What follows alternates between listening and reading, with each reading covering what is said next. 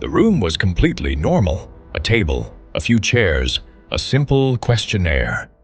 Then smoke began to pour in, slowly, silently, and no one moved. What happens when danger is obvious, but no one reacts? Do humans rely on instinct, or do we wait for permission from others before we decide that something is wrong?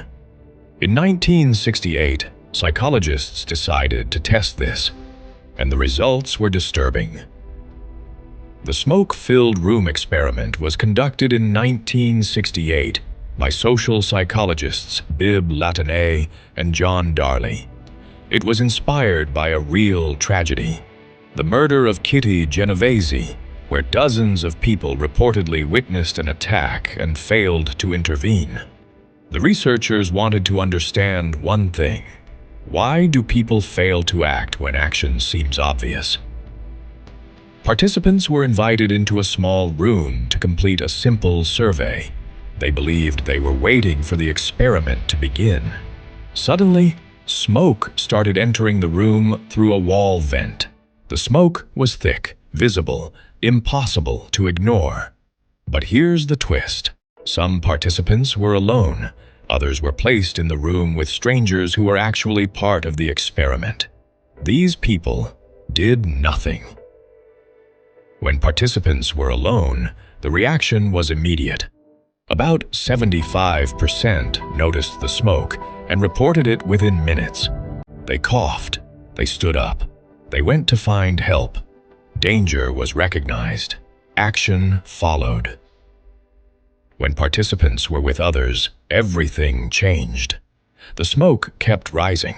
The room became hazy. Eyes watered, yet only 10 to 12% of people reacted. Most looked around, saw no one else moving, and stayed seated, even as visibility dropped. The researchers identified several psychological forces at play: diffusion of responsibility, the belief that someone else will act, social proof. If others appear calm, the situation must be safe. Fear of embarrassment. What if it's nothing and I overreact? Together, these forces overpowered instinct. Silence became reassurance. The smoke itself wasn't the real threat. The real danger was hesitation. The experiment showed that humans don't always respond to reality. They respond to each other. When no one acts, inaction feels correct. This effect still exists today. In emergencies, in workplaces, in public spaces, people wait. They look around. They assume someone else will move first. And sometimes, no one ever does.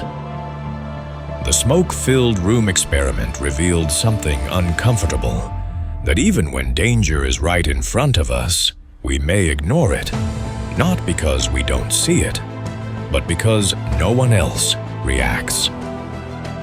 The smoke wasn't the experiment. Human silence was.